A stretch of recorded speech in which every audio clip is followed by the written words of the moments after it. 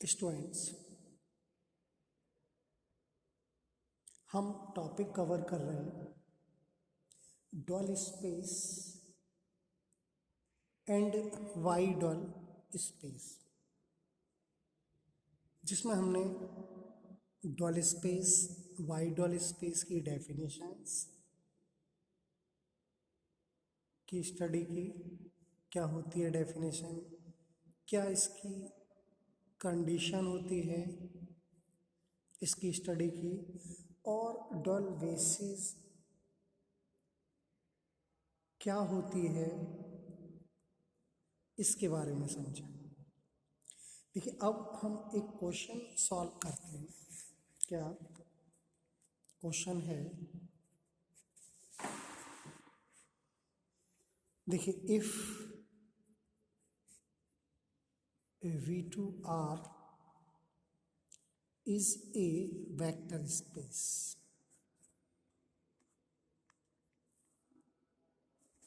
and V is equal to 2, 1,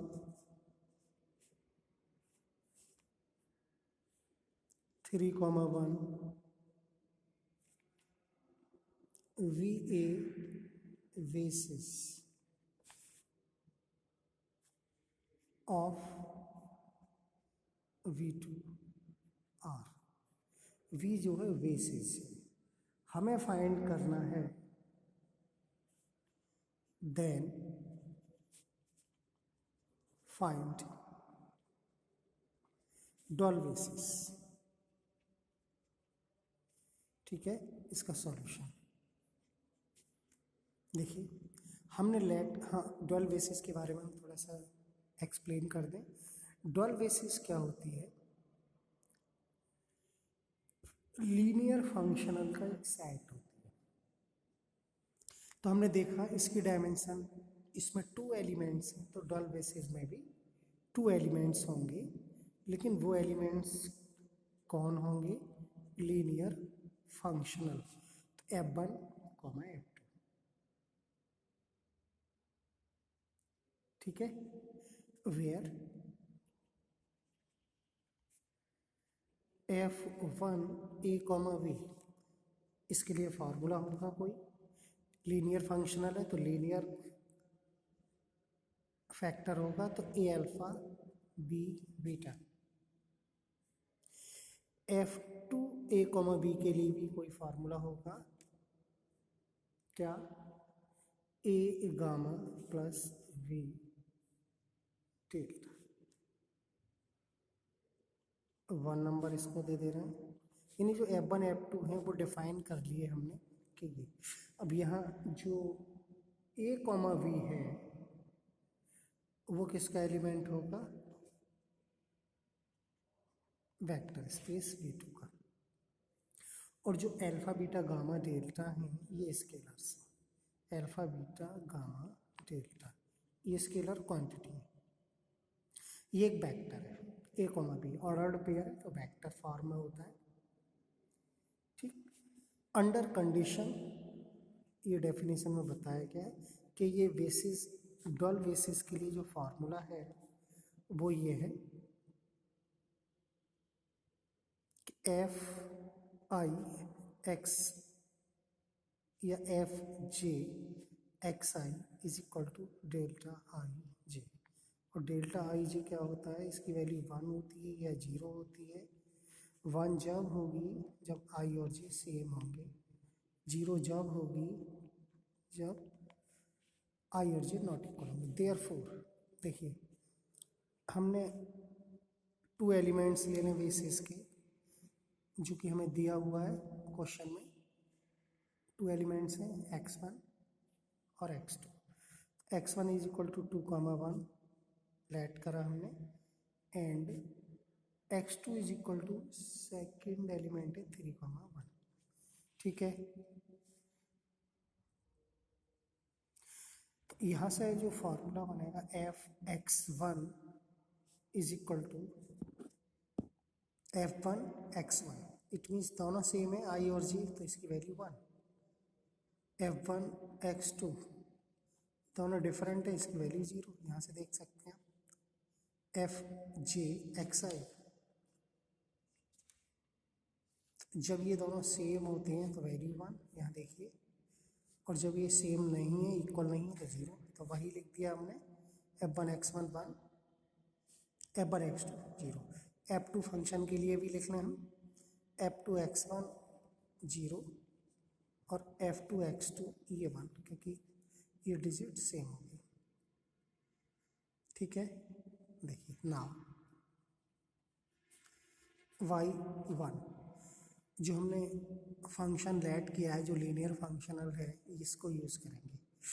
तो हम f1 x1 की वैल्यू, f1 x1 है 2,1, यहाँ से देखिए f1 2,1, यहाँ से फार्मूला यूज़ करेंगे, a2 है और v1 है, यहाँ से देखिए, तो ये आ जाएगा 2 alpha plus 1 beta is equal to f1 x1 कितना है 1, ये 1 हो गया। इक्वेशन देते जाओ फर्स्ट। अब f1 x2 है 3,1, तो ये फिर इसमें यहाँ 3 अल्फा आएगा और यहाँ 1 बीटा आएगा इज इक्वल टू ये 0। Second equation,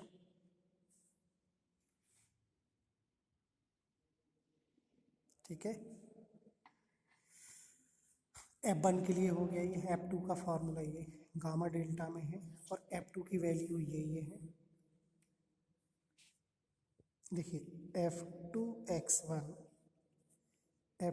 x1 means 2,1, x1 x2 ये लेट किए हमने 2,1 3,1 जो कि बेसिस के एलिमेंट्स थे। तो यहाँ से बनेगा 2 gamma 1 delta is equal to 0। ये third equation, f2 x2 is equal to f2 3,1, ये बनेगा 3 gamma 1 delta is equal to 1। ये फोर्थ इक्वेशन। अब यहाँ से अल्फा बीटा गामा डेल्टा की वैल्यू हमें फाइंड करनी है। तो फ्रॉम हम इक्वेशन सॉल्व करेंगे फर्स्ट एंड सेकंड। तो देखिए सेकंड फर्स्ट इक्वेशन है 2 alpha plus beta is equal to 1, 3 alpha plus beta is equal to 0। इनको सॉल्व करना है, एक वक्त करना है आपको। तो यहाँ से देखिए अल्फा क्या है, अल्फा की वैल्यू -1 और बीटा की वैल्यू 3। एंड अब हम इक्वेशन ये थर्ड फोर्थ, थर्ड 2 गामा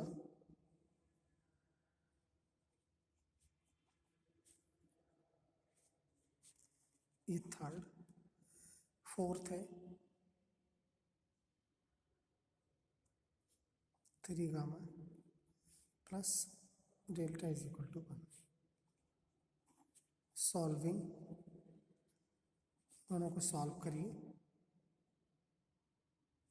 तो सॉल्व किया हमने,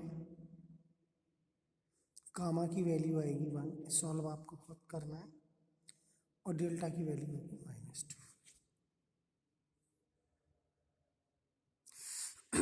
अल्फा बीटा गामा डेल्टा चारों वैल्यू हो गई।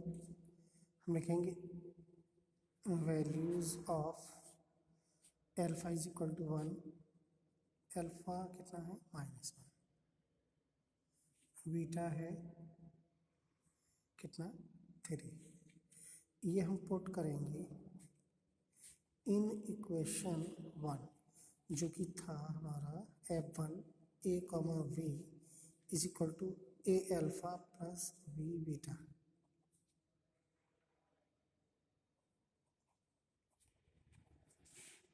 a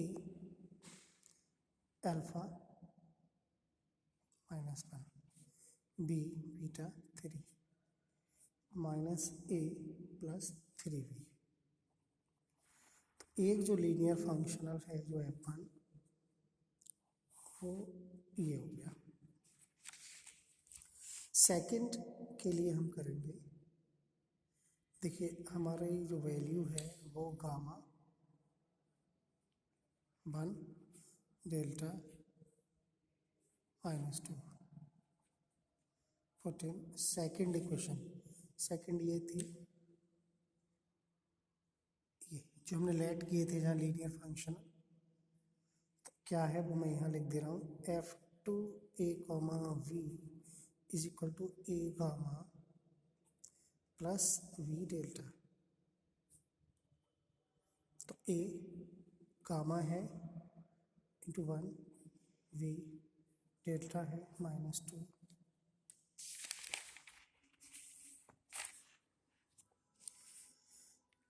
f2a, v is equal to आ गया कितना, a -2b।